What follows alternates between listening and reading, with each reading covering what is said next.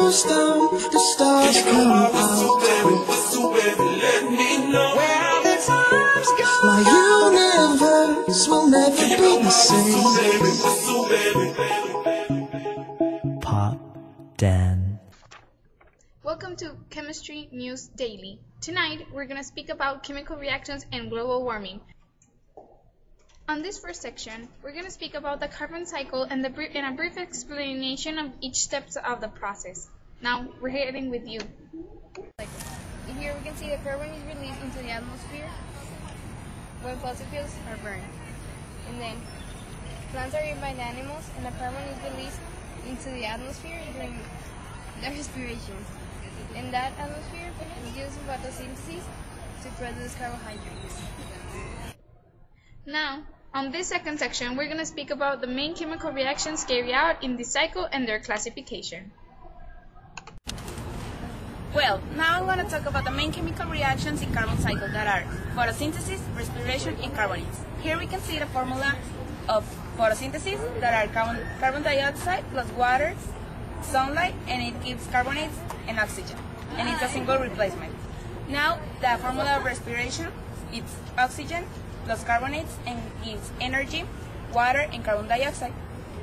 And this is the formula of carbonates. It's carbon dioxide plus water and gives carbonates. And it's a synthesis reaction. Now we are going to you, Carla. Third section. How has increased the concentration of CO2 in the atmosphere?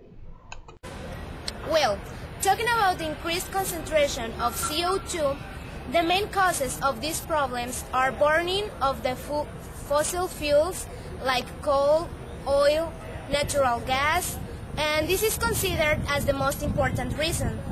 The consumption of electricity is other, because we need to take in count that everything we use in our houses, schools, and everywhere, we need to use energy, and we mainly waste energy. When we are at home, we commonly have lights, televisions, and computers turned on, and we are not using them. That's another reason that we are wasting our energy and releasing carbon dioxide.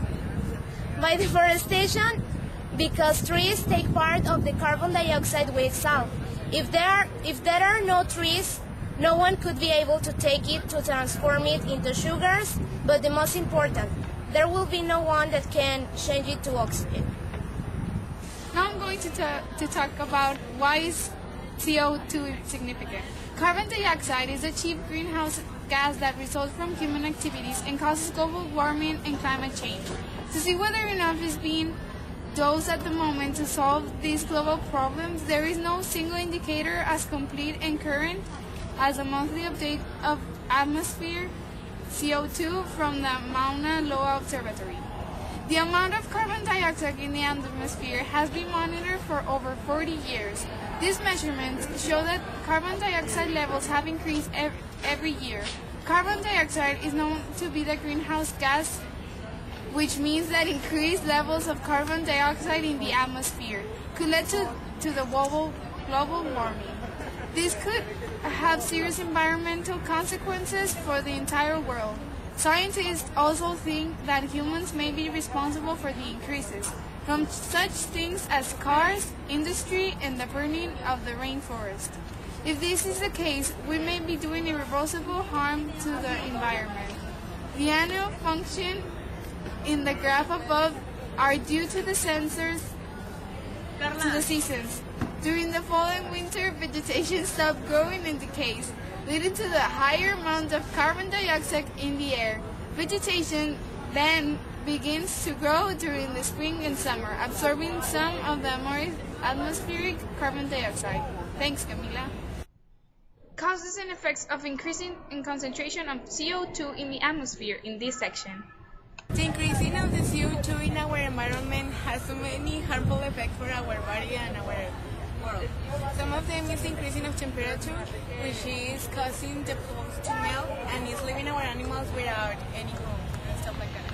Another one is the greenhouse effect, that is when the toxic gases stay in the atmosphere and is making our air each day more breathable. Another one is that is killing our plants with excessive heat and is leaving us with our principal source of oxygen. All this is known as global warming. All these mentioned effects can be reversed, but with our help it can be less each day and get our world better. On this last section, we're going to speak about chemical reactions involved in the global warming.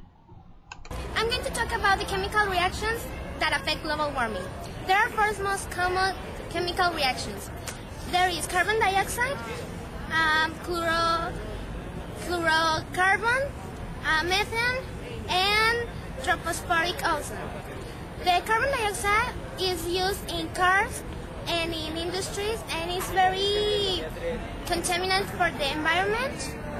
Then we have fluorocarbons, that is a compound made for humans and it does not have a natural source yet. And I have methane, that is made of natural gases and it is attractive food. Then we have tropospheric ozone, that is a constituent of fuel and it's irritant to the eyes and it's toxic for the lungs. It's a greenhouse gas and it can be created by methane. Now, we can conclude that the CO2 in the atmosphere is affecting a lot in the world. So here are some propositions for you to make a change and help to save the planet. You should use less hot water, use less the car, start walking more, and recycle. So it's your choice. Thanks a lot for another day of Chemistry News Daily. Thank you.